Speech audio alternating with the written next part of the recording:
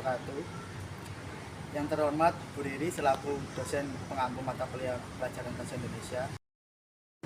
Perkenalkan, nama saya Putra Ardi Hamzah, NIM 196, kelas 2023B dari Prodi Pendidikan Geografi, Fakultas Ilmu Sosial dan Hukum, Universitas Negeri Surabaya. Kali ini saya akan mempresentasikan proposal penelitian yang saya buat dengan judul Analisis Ketersediaan Air dan Kebijakan Pengelolaannya dalam Konteks Pembangunan Berkelanjutan. 1. Pendahuluan. 1.1 Latar belakang. Ketersediaan air merupakan salah satu faktor penting dalam pembangunan berkelanjutan. Air dibutuhkan untuk berbagai keperluan, mulai dari kebutuhan dasar manusia seperti minum, mandi, dan memasak, hingga untuk keperluan pertanian, industri, dan energi.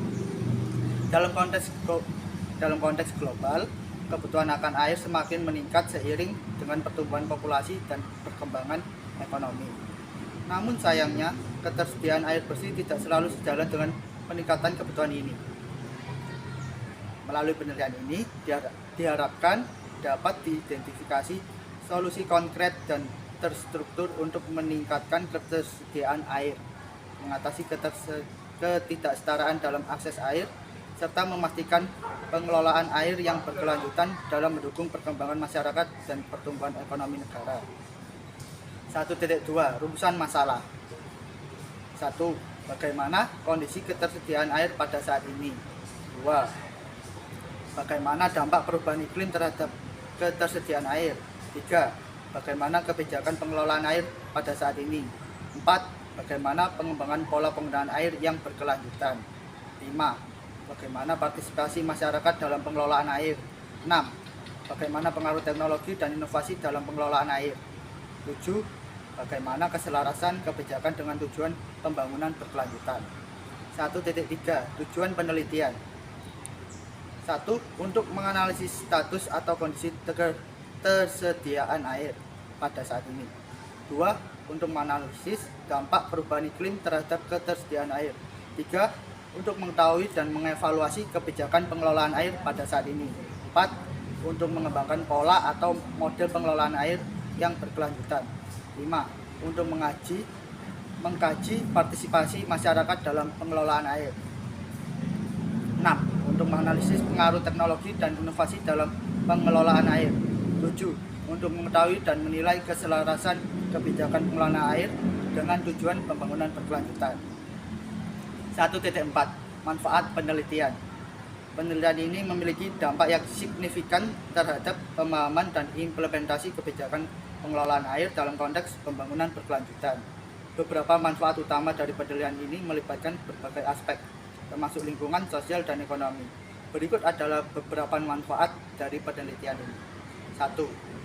Sebagai keberlanjutan sumber daya air. 2. Adaptasi terhadap perubahan iklim. 3. Perlindungan lingkungan. 4. Peningkatan kualitas hidup masyarakat. 5. Pembangunan ekonomi yang berkelanjutan. Dan 6. Meningkatkan kepedulian dan partisipasi masyarakat untuk menjaga dan menghemat sumber daya air dan lain sebagainya.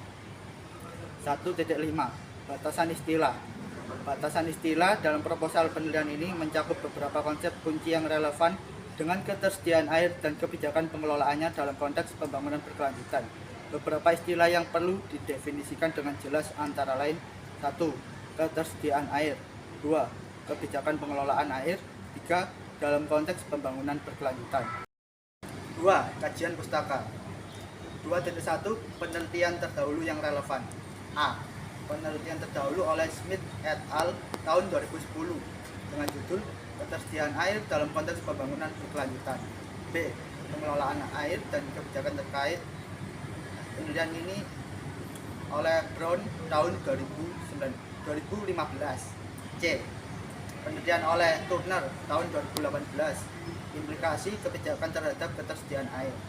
D. Penelitian oleh Gupta et al. Tahun 2012. Partisipasi masyarakat dalam pengelolaan air. E. Inovasi teknologi dalam pengelolaan air. Dan ini oleh Smithson et al. tahun 2017. F. Penelitian oleh Fernandes et al. Tahun 2019 dengan judul Perbandingan Kebijakan Pengelolaan Air di Berbagai Negara. Air dan kebijakan pengelolaannya dalam konteks pembangunan berkelanjutan adalah topik yang krusial dalam menghadapi tantangan global terkait sumber daya alam. Beberapa landasan teori penting dapat membantu memahami kompleksitas isu ini. Berikut adalah beberapa kata atau kalimat yang perlu dijelaskan. 1. Pembangunan berkelanjutan. 2. Siklus hidrologi dan ketersediaan air. 3. Kebijakan pengelolaan sumber daya air. 4. Partisipasi masyarakat dalam pengelolaan air. 5. Teknologi dan inovasi dalam pengelolaan air. 6.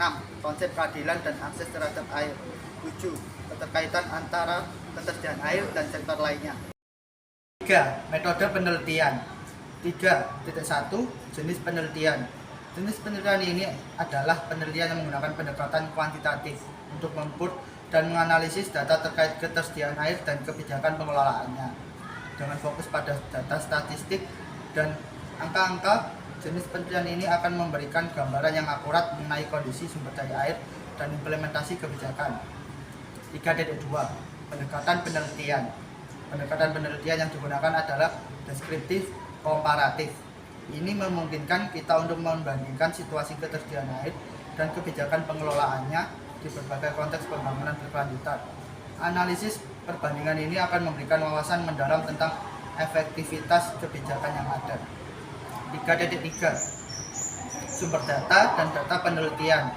Sumber data dalam proposal penelitian ini adalah sumber dari mana data tersebut didapatkan dan diperoleh. Sumber data yang ada dalam proposal penelitian ini ada dua macam, yaitu sumber data sekunder primer dan sumber data sekunder. Data primer akan dikumpulkan melalui wawancara dengan pemangku kepentingan terkait seperti pemerintah daerah, lembaga lingkungan, dan masyarakat lokal. Selain itu, data sekunder akan diperoleh dari dokumen kebijakan, laporan iklim, dan statistik resmi terkait ketersediaan air dan kebijakan pengelolaannya. Dengan berbagai sumber yang didapatkan oleh penulis, data-data yang tertuang dalam proposal ini akan dibuktikan kevalidannya. 3.4. Teknik pengumpulan data. 1. Survei lapangan. Tim peneliti akan melakukan survei langsung di daerah terkait untuk mengumpulkan data tentang ketersediaan air, praktek pengelolaan air, dan dampak krisis atau kekurangan air. 2. Wawancara. Wawancara mendalam akan dilakukan dengan pemangku kepentingan termasuk pemerintah daerah, ahli lingkungan, petani, dan masyarakat setempat untuk memahami perspektif dan pengalaman mereka terkait pengelolaan air. 3. Observasi. Observasi adalah teknik pengumpulan data di mana peneliti mengadakan pengamatan secara langsung terhadap fenomena atau peristiwa yang terjadi di masyarakat yang sesuai dengan kondisi dan situasi yang diteliti. 3.5. Teknik analisis data. Analisis data akan menggunakan pendekatan statistik termasuk analisis regresi dan perbandingan. Data kualitatif akan dianalisis melalui metode konten analisis untuk mendapatkan pemahaman mendalam tentang pandangan dan sikap masyarakat terkait ketersediaan air dan kebijakan pengolahannya. Integrasi kedua jenis analisis ini akan memberikan pemahaman yang komprehensif. Dengan metode penelitian yang komprehensif ini, diharapkan penelitian ini dapat memberikan kontribusi signifikan terhadap pemahaman kita tentang ketersediaan air dan efektivitas kebijakan pengelolaannya dalam konteks pembangunan berkelanjutan. Sekian video dari saya, kurang lebihnya mohon maaf. Terima kasih. Wassalamualaikum warahmatullahi wabarakatuh.